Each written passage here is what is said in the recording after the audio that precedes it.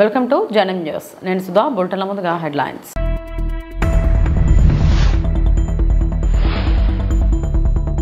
తెలంగాణ ముఖ్యమంత్రికి లేఖ రాసిన సీఎం చంద్రబాబు.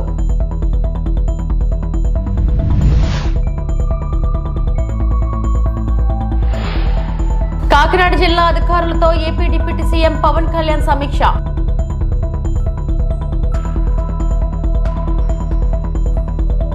పోలీసుల్ని బానిసల్లా చూస్తూ వార్నింగ్ ఇచ్చిన మంత్రి భార్య. నివ్వెరపోయిన పోలీసులు.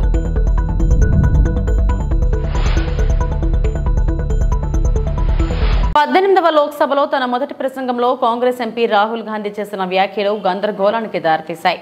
రాష్ట్రపతి ప్రసంగానికి ధన్యవాదాలు తెలిపే తీర్మానంపై రాహుల్ గాంధీ స్పందిస్తూ హిందువులమని చెప్పుకునేవారు హింస గురించి మాట్లాడతారని వ్యాఖ్యానించడం కలకలం రేపింది. ప్రధాని నరేంద్ర మోడీ, హోంమంత్రి అమిత్ షా జోక్యం చేసుకుని తీవ్ర ఆరోపణలకు క్షమాపణలు చెప్పాలని డిమాండ్ చేశారు. మోడీ మరియు భారత్ నినాదాల మధ్య రాహుల్ గాంధీ జై సంవిధాన్తో ప్రారంభించి నిర్భయత మరియు అహింసను సూచించే వివిధ మతపరమైన చిత్రాలలో కాంగ్రెస్ పార్టీ యొక్క హస్తం చిహ్నం అభయ ముద్రలను ప్రదర్శించారు. जय संविधान कॉपी है उसकी.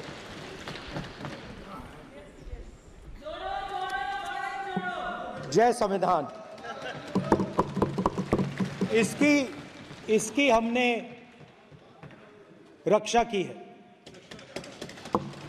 देश ने मिलकर संविधान की रक्षा की है और अच्छा लग रहा है अब कि हर 2-3 मिनट बीजेपी के लोग संविधान संविधान संविधान संविधान कह रहे हैं.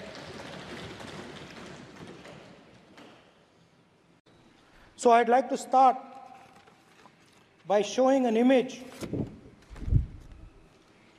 of our refuge. Okay? Sir Shiv ji की फोटो नहीं दिखा सकते सर? एक मिनट माननीय सदस्य. सर शिव जी की फोटो मना है सर? एक मिनट सर मना है तो रख देता हूं सर. नो एक मिनट प्लीज. आपने सवाल उठाया, आपके माननीय सदस्यगण 353 का नियम बता रहे थे, 352 का नियम बताया. No no no no no please please please no. आपने कहा इस नियम प्रक्रिया से सदन चलना चाहिए. नियम प्रक्रिया में कोई भी प्ले कार्ड, कोई भी चिन्ह को सदन में नहीं दिखाया जा सकता. आपने कहा नियम से ऐसा नहीं है. माइक दीजिए सर. जी सर क्या इस हाउस में शिव जी की फोटो दिखाना मना है? माननीय सदस्य, आप बस ये बता दीजिए. माननीय सदस्य सर मना है या नहीं?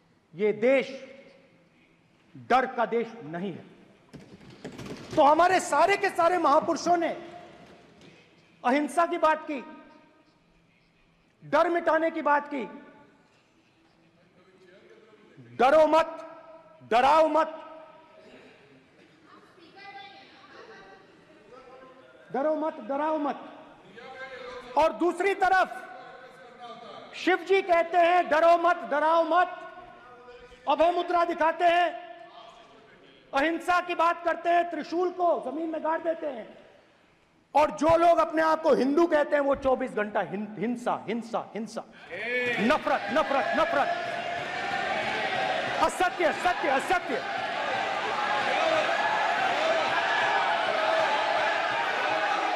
आप हिंदू हो ही नहीं. हिंदू धर्म में साफ लिखा है सत्य के साथ खड़ा होना चाहिए, सत्य से पीछे नहीं हटना चाहिए, सत्य से नहीं डरना चाहिए. अहिंसा हमारा प्रतीक है. अभय मुद्रा. विषय बहुत गंभीर है. पूरे हिंदू समाज को हिंसक कहना ये गंभीर विषय है. नहीं नहीं नहीं नहीं नहीं नहीं. नरेंद्र मोदी जी पूरा हिंदू समाज नहीं है. बीजेपी पूरा हिंदू समाज नहीं है. आरएसएस पूरा हिंदू समाज नहीं है. ये ठेका नहीं है बीजेपी का. కాకినాడ జిల్లా అధికారులతో AP deputy CM Pawan Kalyan సమీక్ష నిర్వహించారు. కాకినాడ జిల్లా పర్యటనలో ఉన్న ఆయన కలెక్టరేట్లో అధికారులతో సమావేశమయ్యారు. జిల్లాలోని ప్రధాన సమస్యలపై చర్చించారు. పంచాయతీరాజ్, గ్రామీణ, నీటిపారుదల శాఖల పరిధిలోని పలు సమస్యలను పవన్ అడిగి తెలుసుకున్నారు. ఈ సమావేశంలో ఎంపీ ఉదయ్ శ్రీనివాస్, జిల్లా పరిషత్ చైర్మన్ విపర్తి వేణుగోపాలరావు, ఎమ్మెల్యేలు నిమ్మకాయల చినరాజప్ప, జ్యోతుల నెహ్రూ, వనమాడి కొండబాబు, పంతం నానాజీ, వరపుల సత్యప్రభ తదితరులు పాల్గొన్నారు.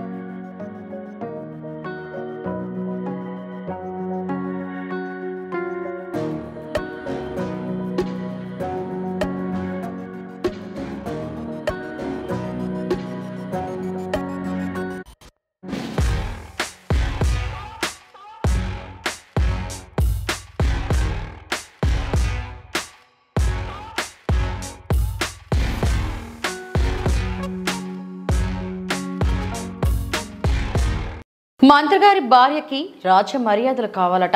రాయచోటిలో పోలీసులు తనిఖీ ఎస్కాట్ రావాలంటూ మంత్రి రాంప్రసాద్ రెడ్డి భార్య రుబాబు. పోలీసుల్ని బానిసల్లా చూస్తూ వార్నింగ్ ఇచ్చిన మంత్రి భార్య. నివ్వెరపోయిన పోలీసులు. నిస్సహాయ స్థితిలో ఆమెకు సలాం.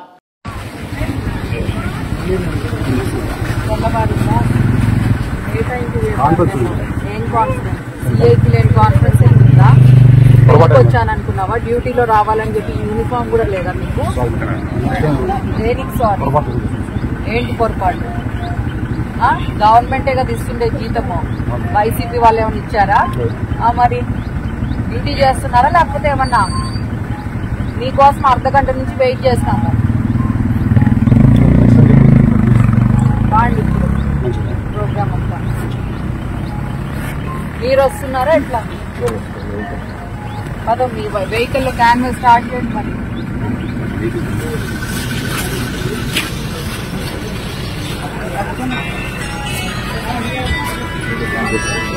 తెలంగాణ సీఎం రేవంత్ రెడ్డికు ఏపీ సీఎం చంద్రబాబు లేఖ రాశారు. జూలై 6న భేటీ అవుదామని లేఖలో ప్రతిపాదించారు. అపరిష్కృతంగా ఉన్న విభజన అంశాలపై చర్చించనున్నట్లు తెలుస్తోంది. ఏపీలో భారీ మెజారిటీతో అధికారం సాధించిన ఎన్డీఏ కూటమి వడివడిగా అడుగులు ముందుకు వేస్తుంది. ఒకవైపు సంక్షేమానికి పెద్దపీట వేస్తూనే మరోవైపు అభివృద్ధి వైపు ఫోకస్ పెట్టింది. ఇప్పటికే సంక్షేమంలో భాగంగా సామాజిక పెన్షన్ల విషయంలో సీఎం చంద్రబాబు అవ్వాతాతలను నేరుగా కలిసి పెన్షన్ అందించారు. అలాగే అభివృద్ధిలో భాగంగా పోలవరం ప్రాజెక్టును సందర్శించి పనులపై అధికారులతో ఆరా తీశారు. అక్కడ వాస్తవ పరిస్థితుల గురించి ఇరిగేషన్ అధికారులను అడిగి తెలుసుకున్నారు. అదే క్రమంలో రాజధాని ప్రాంతం అమరావతిపై ఫోకస్ పెట్టారు. ఇదిలా ఉంటే పక్క రాష్ట్రం నుంచి రావాల్సిన విభజన ప్రయోజనాలపై కూడా ప్రత్యేక దృష్టి సారించారు. అందులో భాగంగానే ఏపీ సీఎం చంద్రబాబు తెలంగాణ ముఖ్యమంత్రి రేవంత్ రెడ్డికి లేఖ రాశారు. ఆ లేఖపై సీఎం రేవంత్ రెడ్డి సానుకూలంగా స్పందించారు. రేపు చంద్రబాబుకు తిరిగి తన అభిప్రాయాన్ని లేఖ రూపంలో పంపించనున్నారు.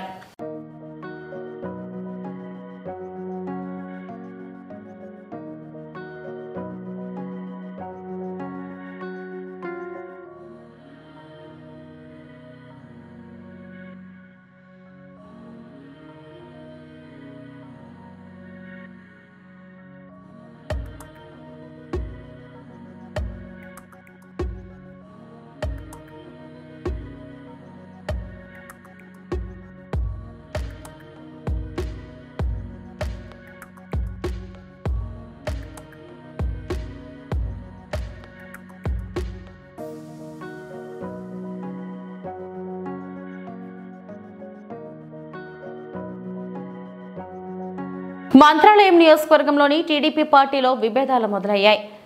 మిడ్ డే మీల్స్ ఏజెన్సీ నియామకం కోసం మాధవరం రాఘవేంద్రరెడ్డి వర్గం, పాలకుర్తి తిక్కారెడ్డి వర్గం పోరు మొదలైంది. పార్టీ స్థాపించిన తరువాత ప్రతిపక్ష పోరు తప్ప వర్గ పోరు లేదు. అటువంటిది గత ఎన్నికల పోరులో మంత్రాలయం నియోజకవర్గం ఎమ్మెల్యే మాధవరం రాఘవేంద్రరెడ్డి అభ్యర్థిగా ప్రకటించినప్పటి నుండి వర్గ విభేదాలు వచ్చాయని పార్టీ కార్యకర్తలు వాపోతున్నారు. సంబంధించి ఇక్కడ మంత్రాలయంలో 2 పెండింగ్ ఉన్నాయి. ఆ పెండింగ్ విషయం గురించి నేను హెడ్ మాస్టర్తో డిస్కస్ చేయడానికి వెళ్ళినప్పుడు ఇక్కడ 2 వర్గాలు ఏర్పడ్డాయి. ఒకటి మాధవరం రామిరెడ్డి వర్గం అని, ఇంకోటి తిక్కారెడ్డి గారి వర్గం అని. ఇక్కడ సమస్య ఉంది కాబట్టి ప్రస్తుతానికి దాన్ని ఒక 2 days పెండింగ్ పెట్టండి. పెండింగ్ పెట్టిన తర్వాత మాట్లాడుకొని పరిష్కరించుకుంటాము అని చెప్పాము. మేము అక్కడ పాతూరులో వెళ్ళిన తర్వాత అక్కడ నుంచి అక్కడికి మళ్ళీ హై స్కూల్ దగ్గరికి వెళ్ళి ప్రిన్సిపల్తో మాట్లాడి బయటకు వచ్చే సమయంలో మాధవ రాఘవేంద్ర రెడ్డి వాళ్ళ తమ్ముడైన రామకృష్ణారెడ్డి కార్ అడ్డం పెట్టి వచ్చి మేము ఇన్ఛార్జ్ మేమే అని మీరెవరు మాట్లాడడానికి కాకుండా మీకేం సంబంధము, ఇక్కడికి రాకూడదు మీరు అని చెప్పి నానా దుర్భాషలాడుతూ ఇష్టం వచ్చినట్టు మాట్లాడుతూ ఒక్కసారి మూకుముడిగా 40-50 మంది వచ్చి నా మీద దాడి చేయడం జరిగింది. కనీసం మేము ఏం చెప్తున్నా వినపోకున్నట్టు వీళ్ళు దౌర్జన్యంగా మంత్రాలయంలో గొడవలు సృష్టించి ఇక్కడ మొత్తం వాతావరణం అంతా అల్లకల్లోగా తయారు చేయాలని చూస్తున్నారు. ప్రతి ఒక్కరిని భయపెట్టి వాళ్ళు తప్ప ఇక్కడ ఎవరు ఉండకూడదు అనే విధంగా ఇక్కడ పరిస్థితి ఆ రకంగా క్రియేట్ చేశారు. మేము గత 10 సంవత్సరాల నుంచి టీడీపీలోనే ఉంటూ వస్తున్నాం. వీళ్ళు రీసెంట్గా వచ్చిన టీడీపీ వాళ్ళకు ఏదైతే మిడ్ డే మీల్స్ టీడీపీ వాళ్ళకి ఇవ్వాలని మేము చెప్పాం, కానీ టీడీపీ వాళ్ళు ఇవ్వకుండా ఎవరో వైసీపీ వాళ్ళకి ఇస్తూ పార్టీకి సంబంధం లేని వంటి వాళ్ళ వ్యక్తులకు వీళ్ళు ఇస్తున్నారు. ఇది చేయడం కరెక్ట్ కాదు అన్నందుకు వీళ్ళు దాడి చేస్తున్నారు. ఇది ఈ రకమైన దాడి చేయడం కరెక్ట్ కాదు. దీనిపైన ఖచ్చితంగా పోలీస్ స్టేషన్లో కంప్లైంట్ ఇచ్చినాము. పార్టీ దృష్టికి కూడా తీసుకెళ్లి ఖచ్చితంగా రామకృష్ణారెడ్డిపై చర్యలు తీసుకోవాలి. వీళ్ళు ఈ పరిస్థితి ఇప్పుడు ఇలాగుంటే రేపు పొద్దున వీళ్ళకి ఇన్ఛార్జ్ వచ్చిన తర్వాత మంత్రాలయం మొత్తం సర్వనాశనం చేస్తారు ఖచ్చితంగా. తప్ప వీళ్ళు ఎవరిని కూడా ప్రజలు మంచి చెడు ఆలోచించే రకం కాదు. ఒక అడ్వకేట్గా నేనే చెప్తాను, మీరు కూర్చొని మాట్లాడుకుంటే కూడా అసలు వినుకోకుండా దాడి చేయడానికి వస్తున్నారు. మంత్రాలయంలో ఈ వాతావరణం ఎప్పుడు కూడా జరగలేదు ఇటువంటి పరిస్థితి. దౌర్జన్యం అనేది కరెక్ట్ పద్ధతి కాదు. వీళ్ళపై చర్యలు తీసుకోవాలని ఖచ్చితంగా చంద్రబాబు నాయుడు దృష్టికి తీసుకెళ్తాం. ఖచ్చితంగా వీళ్ళపై చర్యలు తీసుకోవాలని చంద్రబాబు నాయుడు కోరుతాం. Thank you. తిరుమల శ్రీవారి ఆలయంలో గత 5 ఏళ్లలో అవినీతిపై విచారణ చేయాలని జనసేన తిరుపతి ఇన్ఛార్జ్ కిరణ్ రాయల్ డిమాండ్ చేశారు. ఈ మేరకు తిరుపతిలోని రీజనల్ విజిలెన్స్ అండ్ ఎన్ఫోర్స్మెంట్ అధికారులకు ఫిర్యాదు చేశారు. కిరణ్ రాయల్ మాట్లాడుతూ మాజీ సీఎం జగన్మోహన్ రెడ్డి వచ్చాక తిరుమలను వ్యాపార కేంద్రంగా మార్చారని మండిపడ్డారు. అన్నిటిపైన విచారణ చేసి బాధ్యులపై చర్యలు తీసుకోవాలని డిమాండ్ చేశారు.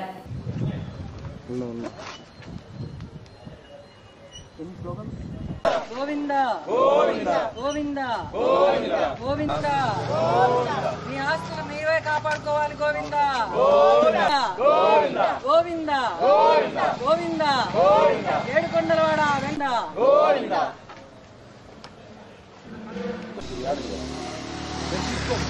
శ్రీవారి దేవుని టికెట్లు దుర్వినియోగం చేయండి. సామాన్య భక్తులు ఫ్రీ దర్శనం అవసరం. దేవుడు సొమ్మొక్కరు గోవిందా గోవిందా గోవిందా గోవిందా గోవిందా గోవిందా. ఏంది నటు చెప్పనే నేను చూస్తాను.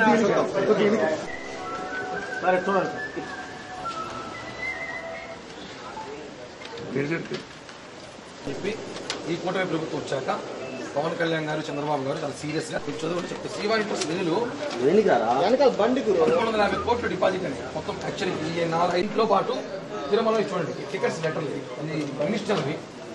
ఇది రోజా గారిది, రామచంద్రారెడ్డి గారిది, అలాగే భాస్కర్ రెడ్డి గారిది గారిది.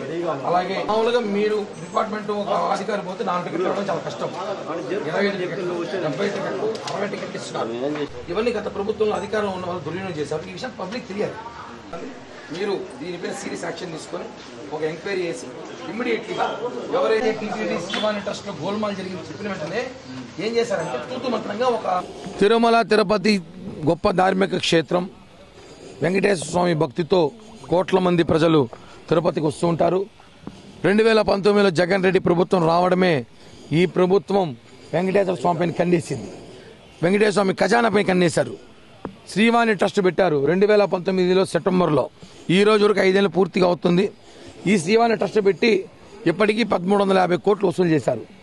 పవన్ కళ్యాణ్ గారు చెప్పారు 10,500 వసూలు చేస్తున్నారు, 500 రసీదు ఇస్తున్నారు, 10,000 రసీదు ఎక్కడ పోతుందని. ఆ 10,000 జగన్ రెడ్డికి పోతుందని చెప్పి గతంలో మేము చెప్పాము. కానీ అప్పుడు అధికారులు తూతూ మంత్రంగా పవర్ చేతుల్లో ఉందని చెప్పి ధర్మారెడ్డి, వైవి సుబ్బారెడ్డిలు ఏం చేశారు, ఒక శ్వేతపత్రం ఇచ్చి ఏదో 300 గుళ్ళు కట్టినాము అన్నారు. ఏ గుళ్ళు కట్టినారు, ఏ గుడులు నిర్మించినారు, ఎన్ని పునర్నిర్మాణం చేశారు, ఎన్ని గుళ్ళు మరమ్మతులు చేశారు, ఆ డీటెయిల్స్ అయితే ఇవ్వలేదు. అవి ఇవ్వండి. ఏ గుళ్ళు కట్టారో, ఎక్కడ కట్టారో, ఏ సంస్థకి ఇచ్చారు, ఏ ఇంజనీర్కి ఇచ్చారు, ఇంజనీర్లు పర్మిషన్ లేకుండానే గుళ్ళు కట్టారా, వైసీపీ ఇంజనీర్లు ఎవరైనా వచ్చారా, వైసీపీకి గుళ్ళు ఏమైనా కట్టారా, ఇవన్నీ అనుమానాలు వ్యక్తమవుతున్నాయి. శ్రీవాణి ట్రస్ట్ నిధులు భారీ ఎత్తున కుంభకోణం జరిగింది. దళితుల వార్డులో శ్రీకృష్ణులు గుళ్ళు కడతా అని చెప్పి శ్రీవాణి ట్రస్ట్ పేరుతో డబ్బులు పెట్టుకున్నారు. దళితుల పేరు చెప్పి శ్రీవాణి ట్రస్ట్ మోసం చేశారు. అలాగే గత ప్రభుత్వంలో ఉన్న మంత్రులు రోజుకి 6 లేదా 12 దర్శనాలు ఇస్తారు, ఆనవాయితీ తీసుకుంటారు, వాళ్ళ పవర్లో ఉన్నారు కాబట్టి. కానీ ఈ ప్రభుత్వంలో ఒక మంత్రి మనం చూసుంటాం 75 టికెట్లు, 100 టికెట్లు, 80 టికెట్లు చూడండి. మొన్న చూపించాం, రోజా గారు కానివ్వండి, పెద్దిరెడ్డి గారు కానివ్వండి, చెవిరెడ్డి గారు కానివ్వండి, ఇక్కడ మన జిల్లానే కాదు మంత్రులందరూ కూడా 70 టికెట్లు తక్కువ ఎవరు తీసుకోలేదు. ఎందుకని టికెట్లు ఇచ్చారు? ఆ టికెట్ల మీద విచారణ జరపాలి. ఆ టికెట్లు ఇచ్చిన ఐడి కార్డులు తీసుకుంటారు, వాళ్ళ ఫోన్ నెంబర్లు ఉంటాయి, వాళ్ళకి ఫోన్లు చేయండి. నిజంగా టికెట్లు ఇచ్చినారా, వాళ్ళు భక్తితో ఇచ్చినారా, లేదా మీకేమైనా లాబింగ్ చేసుకున్నారా, డబ్బులు తీసుకున్నారా, ఏమైనా బెదిరించినారా, ఏ విధంగా మీరు దర్శనాలు ఇచ్చారు, వాళ్ళకి ఎందుకు ఇచ్చినారు దర్శనాలు, ఇవన్నీ ఎంక్వైరీ చేస్తే ప్రతి ఒక్కరూ ఈరోజు జైలుకి పోవాల్సిన అవసరం ఉంది. మామూలుగా కొండపైన ఒక లడ్డు దొంగతనం చేసినా, ఒక లడ్డు బ్లాకులు అమ్మినా వాడికి శిక్ష వేసి వాడిని 15 రోజులు జైల్లో పెడతారు.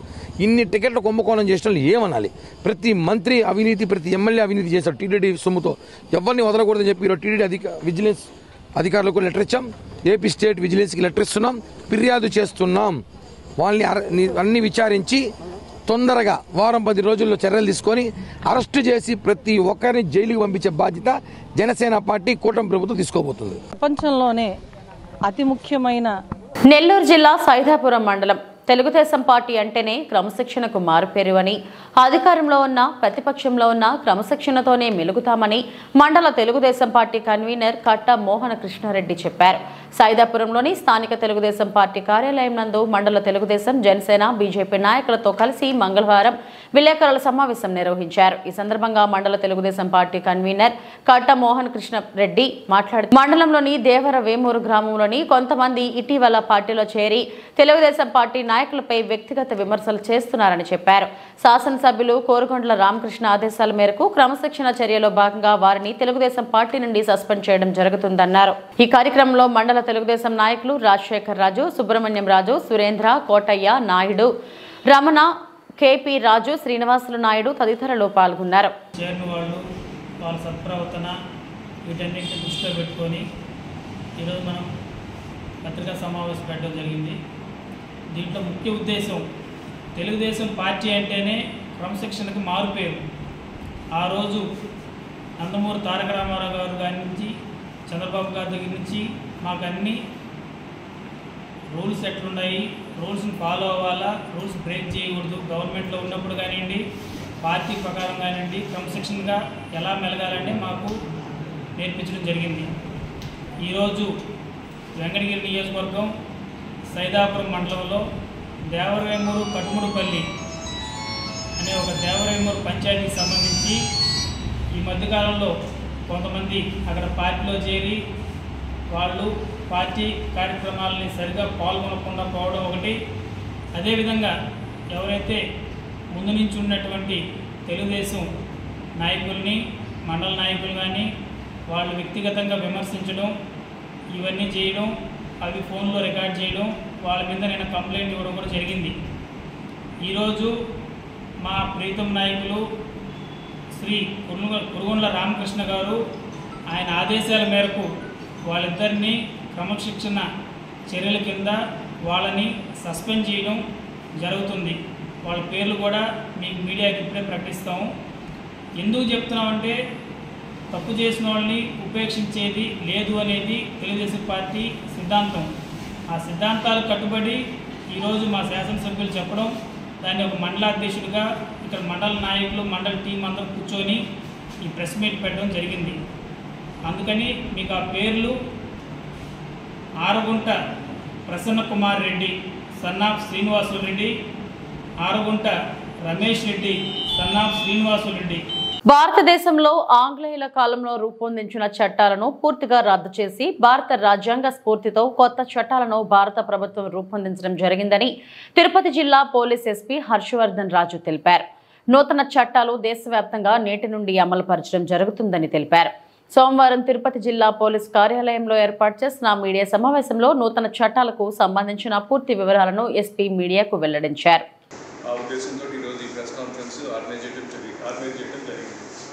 సో ఇప్పుడు చూసినట్లయితే మనకి ఇప్పటిదాకా 3 చట్టాలు అంటే Indian penal code, criminal procedure code, Indian evidence act.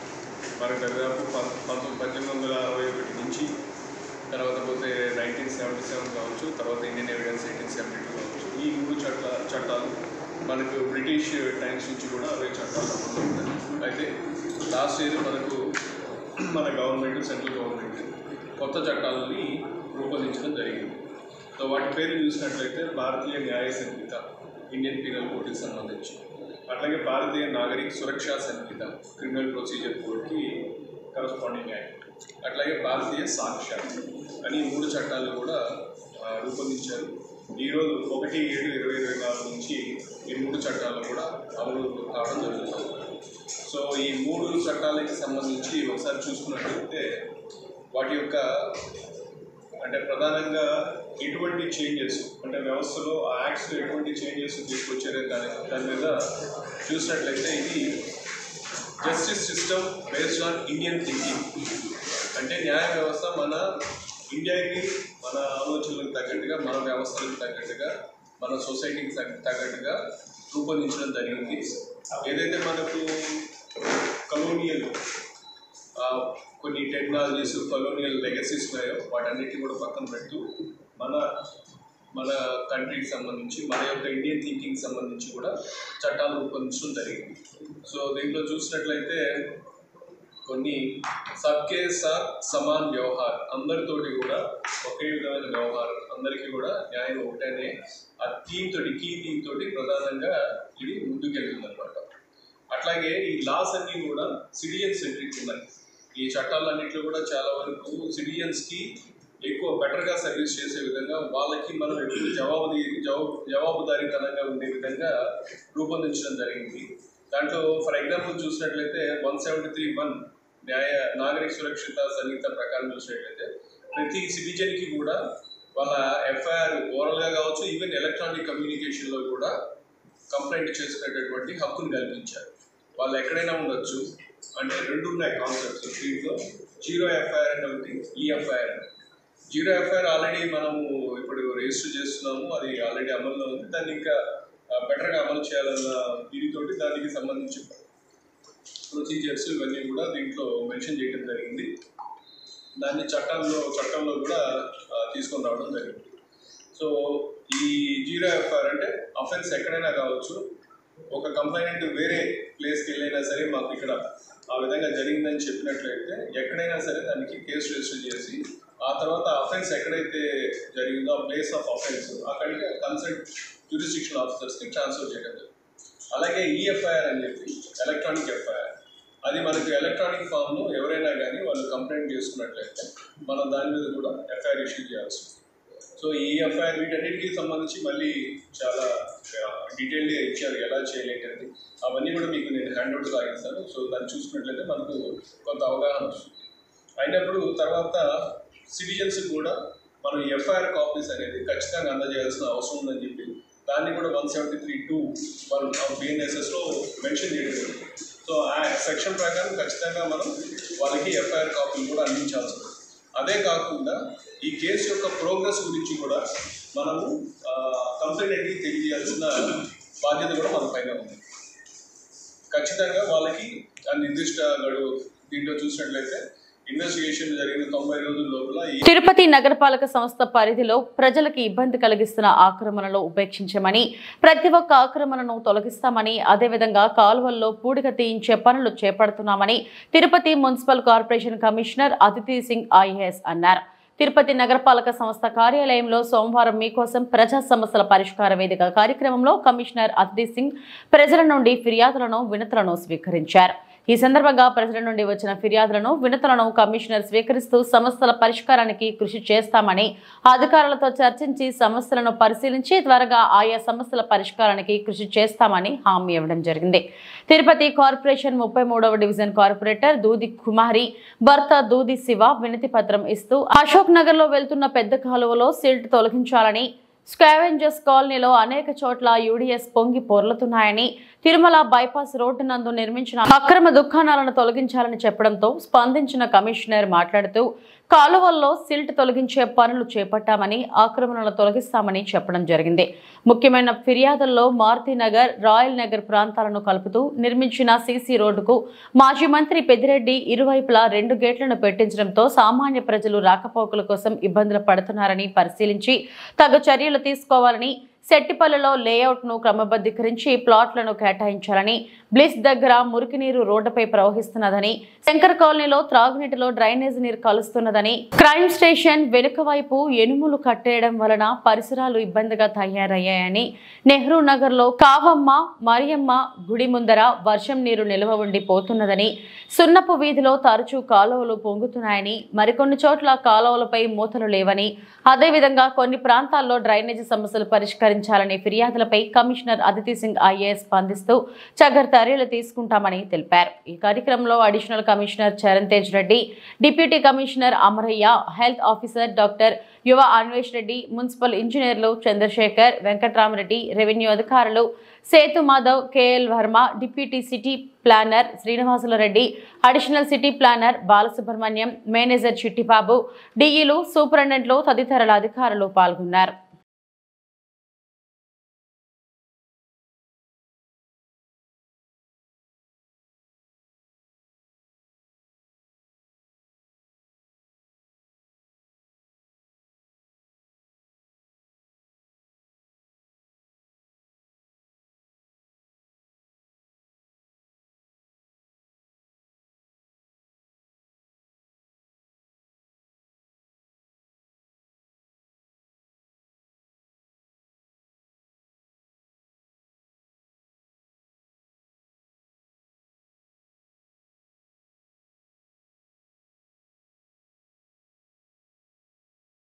Chittoor జిల్లా కుప్పం శాంతిపురం మండలంలోని శివపురం వద్ద ఇంటి నిర్మాణానికి సీఎం చంద్రబాబు స్థలాన్ని కొనుగోలు చేశారు.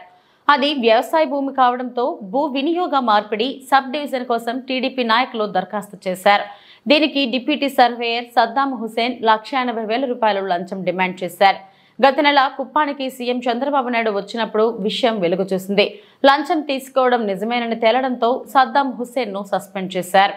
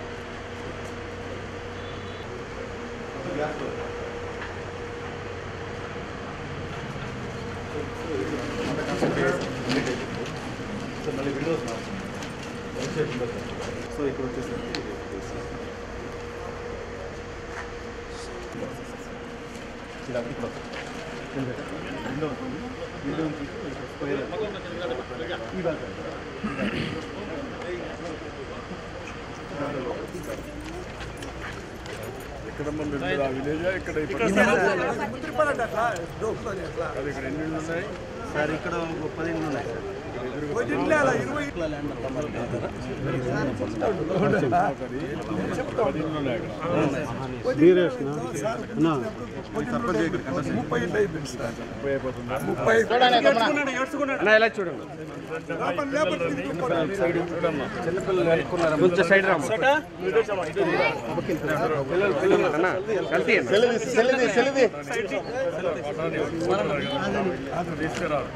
ఈ వార్తలు ఇంతటితో సమాప్తం. నమస్తే.